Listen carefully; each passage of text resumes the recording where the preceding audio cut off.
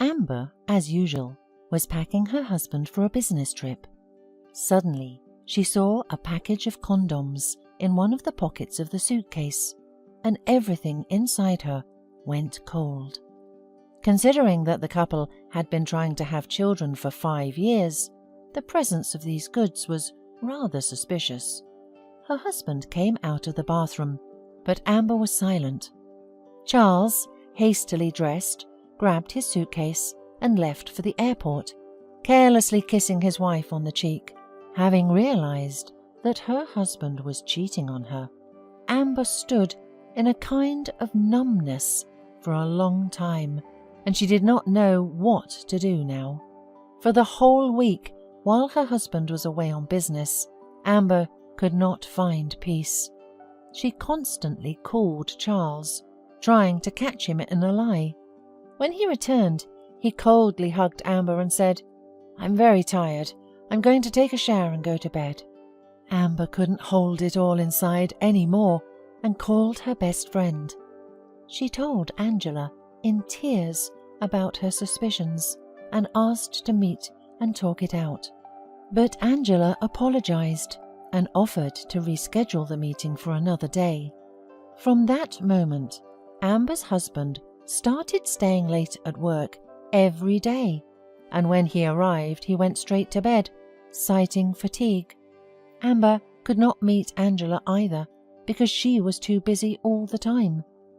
Amber's nerves were at their limit, and after a few days, she decided to talk to her husband no matter what. To her surprise, he came early and with a huge bouquet of flowers. "Amber, forgive me for not paying much attention to you lately. I have to work very hard. Your father made me the head of the business, gave me a start, but now I have to move on my own. I can see that it's affected our relationship. You worry all the time. You need to rest. In this envelope is a trip to the sea that you have wanted so much. Tell me honestly, have you got another woman?" asked Amber straightly, not happy with such a gift. "Are you crazy? I love only you, and you made up nonsense. You're tired and you need to relax." "But we planned to go on vacation together, didn't we?" said the woman angrily. "Honey, fly alone and I'll take care of everything and come to you in a week," reassured Amber's husband. Already at the airport, Amber realized that she did not want to go anywhere. She remembered that she had not visited her parents in a long time and hurriedly called a cab and drove to their summer house. She decided not to tell her husband anything yet. When she drove up to the house, the first person she saw was Logan, her father's driver. Amber had known him since high school, and he had long become a friend of the family. The guy was even in love with Amber, but while he was in the army, the girl married Charles. "Aren't you supposed to be at sea now?" exclaimed his parents in surprise. "Yes, I'll have time for that. Some day later." Amber tried to smile, but her parents realized that something had happened between her and her husband. 2 weeks flew by unnoticed.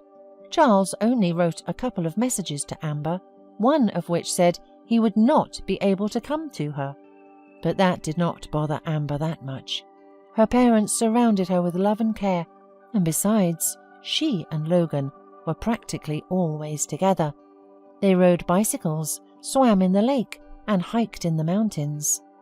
Amber felt so good and relaxed with Logan that she did not want to call her husband, much less go back to their place in the city.